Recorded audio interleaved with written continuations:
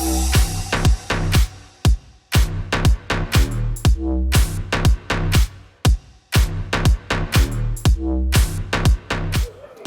I'm Richard Huber and this is SAT TV Week. Now I'm here at CABSAT where I'm pleased to be joined by Mitja and Arnaud of iKOMG Group.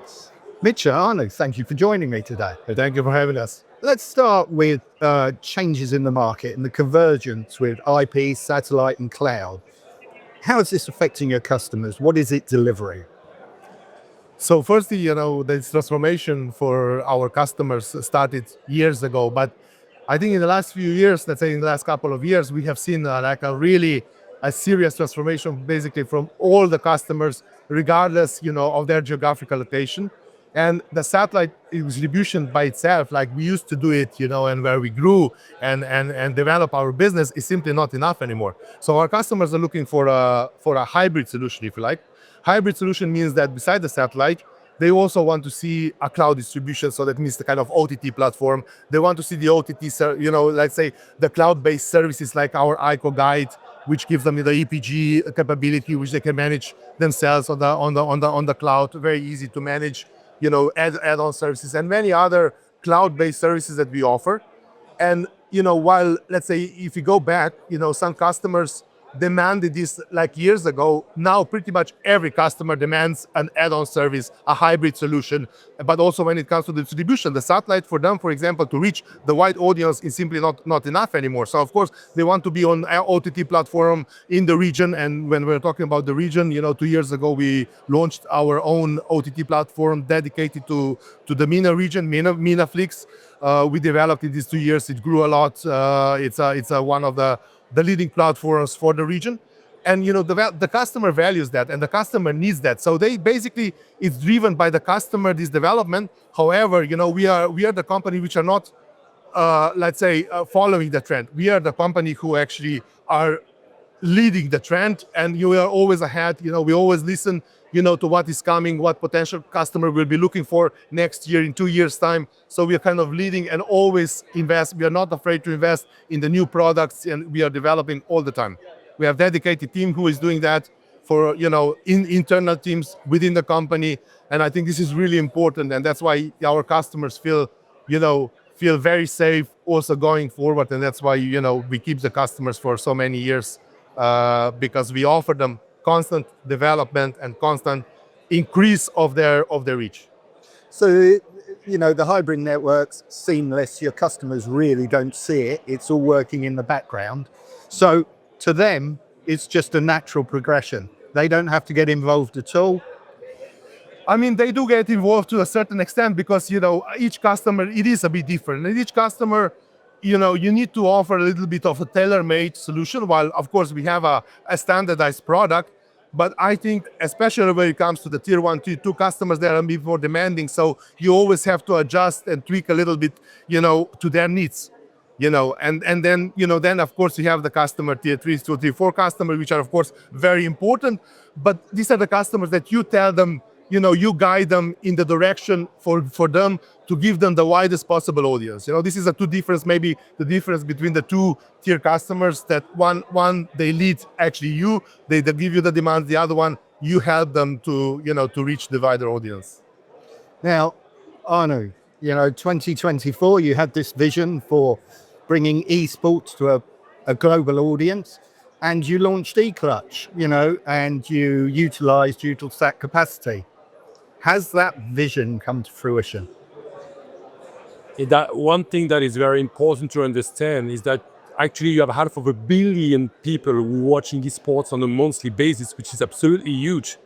And when you take a look at what is available in the media industry, there is absolutely no esports available.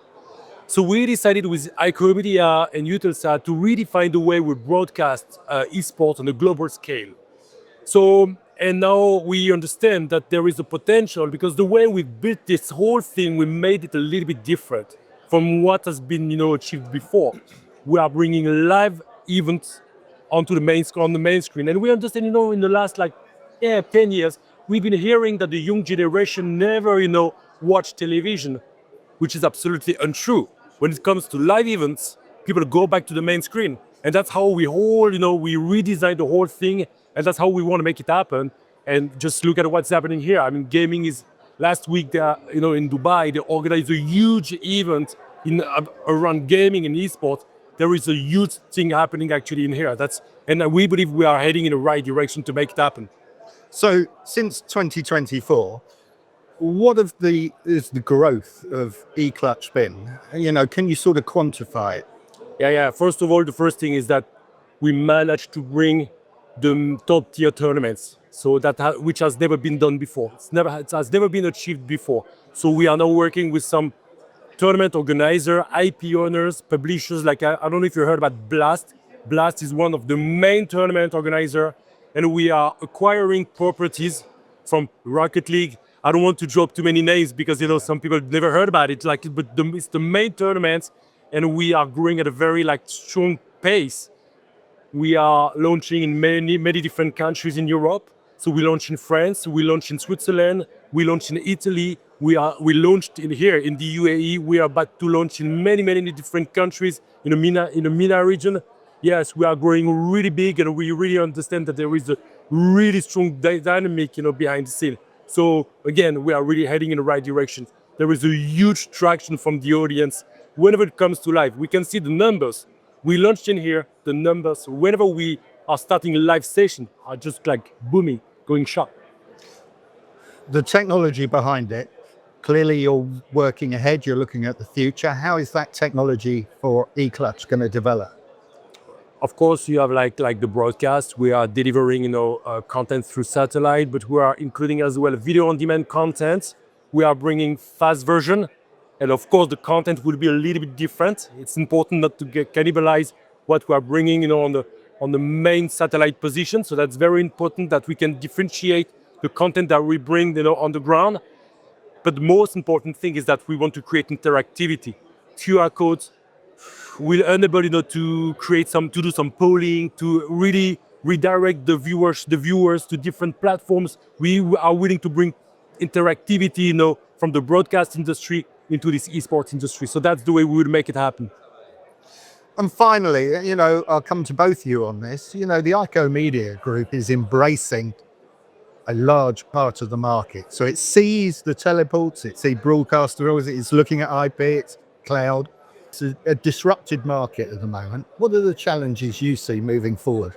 So our business was always, let's say, money consumption, a big money consumer, because you have to invest in the new equipment always to be, with the market. Now it's a bit different. Now of course, you still need the equipment, but now it's more challenging because now you have to think, what will you invest? Not the equipment, but what products, add-on products that the customer will require in a few years, you need to invest today to have them ready when they come, And I think this is the bigger challenge we have, looking ahead and where the trends are going and developing the product which will, give our customer the opportunity to be there when it happens. And that is like a challenge, a bit like, it's like almost like a bit like a fortune telling, what will happen next, where the market will go. But we see this, we see this for the last few years, and, we are not afraid.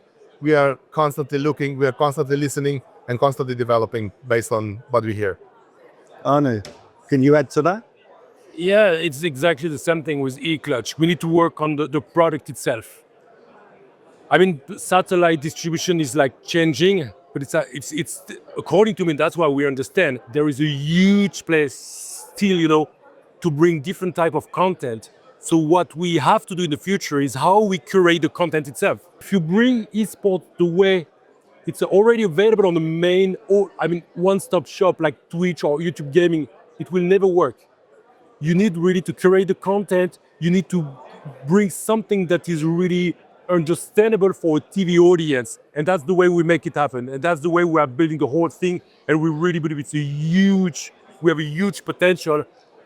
Because when you take a look at the numbers, the most complicated thing is to explain what esports is about. But the audience, you have close to 3 billion people playing game, half of a billion, like what I said a little bit before, half of a billion people watching esports on a monthly basis. So now we need to package, to prepare, and to deliver it the best way to make sure that we capture the audience. Well, it all sounds very interesting. Mitja, Arnaud, thank you for joining me today. Thank you, Richard. It was a Pleasure. pleasure.